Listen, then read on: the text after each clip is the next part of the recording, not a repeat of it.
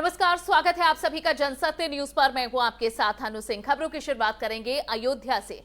अयोध्या में बन रहे श्री राम जन्मभूमि मंदिर का नक्शा आज पास कर दिया गया। अयोध्या विकास प्राधिकरण बोर्ड की बैठक में सबकी रजामंदी से नक्शे को पास किया गया है। आपको बता दें कि 2,74,110 वर्ग मीटर ओपन एरिया और तकरीबन 13,000 वर्ग मीटर कवर्ड एरिया का नक्शा पास किया गया है। गौरतलब है कि अयोध्या में भगवान राम का मंदिर 36 से 40 महीने में बनकर तैयार हो सकता है। सबसे बड़ी बात यह है कि मंदिर निर्माण में 1 ग्राम भी लोहे का इस्तेमाल नहीं किया गया है। श्री राम जन्मभूमि तीर्थ क्षेत्र ट्रस्ट के महासचिव चंपत राय ने कहा है कि मंदिर की आयु कम से कम 1000 वर्ष होगी।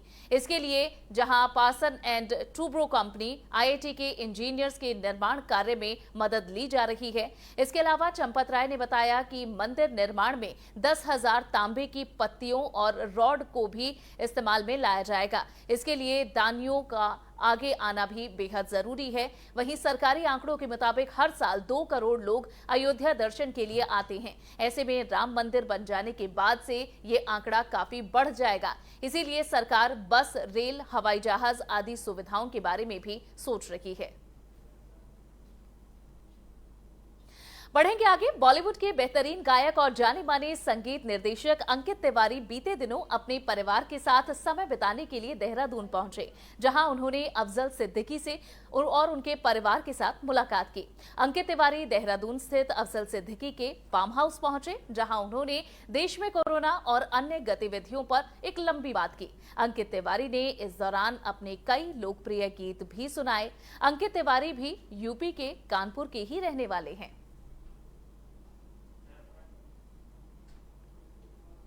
बढ़ेंगे आगे, बात करेंगे पीएम केयर्स फंड की, जिसके बारे में अब जानकारी सार्वजनिक की गई है। इसके मुताबिक इस फंड के गठन के बाद पहले 5 दिन में ही इसमें 3,076 करोड़ रुपए जमा हो गए। आपको बता दें कि पीएम केयर फंड के वित्त वर्ष 2019-20 के लिए पहले ऑडिट रिपोर्ट में से ये जानकारी मिली है।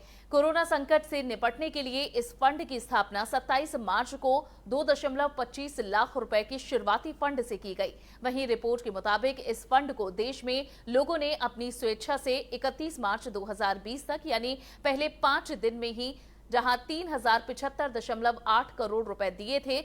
हालांकि इसमें ये जानकारी नहीं दी गई कि किस व्यक्ति ने कितनी रकम दी।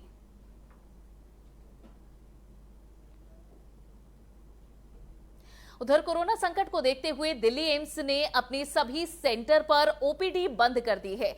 मेडिकल अधीक्षक डॉक्टर डीके शर्मा के आदेश जारी करते हुए जानकारी मिली है कि इमरजेंसी और सेमी इमरजेंसी मरीजों के लिए पर्याप्त बेड मुहैया कराने के लिए ओपीडी और जनरल प्राइवेट वार्ड को बंद रखने का फैसला किया गया है। सर्कुलर के मुताबिक अगले 2 हफ्ते तक ओपीडी, जनरल वार्ड और प्राइवेट वार्ड बंद रहेंगे, जबकि जनरल और प्राइवेट वार्ड में भर्ती इमरजेंसी और सेमी इमरजेंसी मरीजों का इलाज जारी रहेगा। दरअसल इमरजेंसी मरीजों को बेड नहीं मिल पा रहा है, जिसके बाद दिल्ली एम्स ने ओपीडी, जनरल वार्ड और प्राइवेट वार्ड को बंद करने का फैसला किया। बता दें कि भारत में कोरोना वायरस मामलों का तेजी से बढ़ना जहां चिंता बढ़ा रहा है, ऐसे में पिछले 24 घंटे में जहां 78,357 नए केसेस भी आ चुके हैं, जिससे देश में इस बीमारी के कुल मरीजों की संख्या अब 37,69,523 हो चुकी है।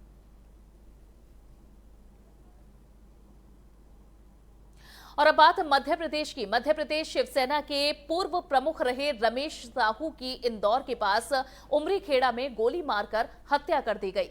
दरअसल रमेश साहू उमरी खेड़ा के साईं राम ढाबा को संचालित किया करते थे, जहां रमेश साहू की अज्ञात बदमाशों ने गोली मारकर हत्या की। इस बीच बचाव के दौरान आई मृतक की पत्नी और बेटी को भी आरोपियों ने चोट पहुंचाई, जिसमें वे घायल हो गई। हालांकि घटनास्थल से कोई सामान या फिर पैसा चोरी नहीं किया गया है। ऐसे में यह साफ है कि आरोपी सिर्फ हत्या की वारदात को अंजाम देने आए थे, जिसके चलते पुलिस घटना के पीछे अब पुरानी रंजिश की आशंका को भी जता रही है। वहीं घटना के बाद रमेश साहू के शव को पोस्टमार्टम के लिए भेजा गया है। आपको बता दें कि मध्य प्रदेश में करीब 10 साल से ज्यादा समय तक रमेश साहू प्रदेश शिवसेना प्रमुख रहे हैं। फ्रांस के स्टेरकिल मैगजीन में जहां शार्ली एब्डो के पैगंबर मोहम्मद के उन कार्टूनों को फिर से प्रकाशित किया गया है जिसकी वजह से साल 2015 में आतंकी हमले का ये निशाना बने थे। इन कार्टून्स को ऐसे समय पर प्रकाशित किया गया है जब एक दिन बाद ही साल 2015 को शार्ली एब्डो के दफ्तर पर हमला करने वालों की मदद करने के आरोपों में 14 लोगों पर मुकदमा शुरू होने वाला है। आपको बता दें कि इस हमले में मैगजीन के कार्टूनिस्ट समेत 12 लोगों की मौत हो गई थी। कुछ दिन बाद ही पेरिस में इसी से जुड़ा एक अन्य हमला हुआ था जिसमें 5 लोगों की जान गई। इस हमले के बाद पूरे फ्रांस में जिहादी हमलों का सिलसिला शुरू हुआ। मैगजीन के कवर पेज पर पैगंबर मोहम्मद के जहां 12 कार्टून छापे गए थे जिन्हें शार्ली एब्डो ने प्रकाशित किया था और इससे पहले डेनमार्क के एक अखबार में भी छापा गया था। वहीं पाकिस्तान ने फ्रेंच मैगजीन पर पैगंबर मोहम्मद के विवादित कार्टून को फिर से छापने के फैसले की कड़ी निंदा की है। पाकिस्तान के विदेश मंत्रालय के प्रवक्ता जाहिद हफीज चौधरी ने जहां ट्वीट कर कहा था कि फ्रेंच मैगजीन इस फैसले को शांतिपूर्ण सह अस्तित्व के वैश्विक सपने को नुकसान पहुंचा रही है। इससे सामाजिक और धार्मिक सौहार्द को भी खतरा पैदा होता है।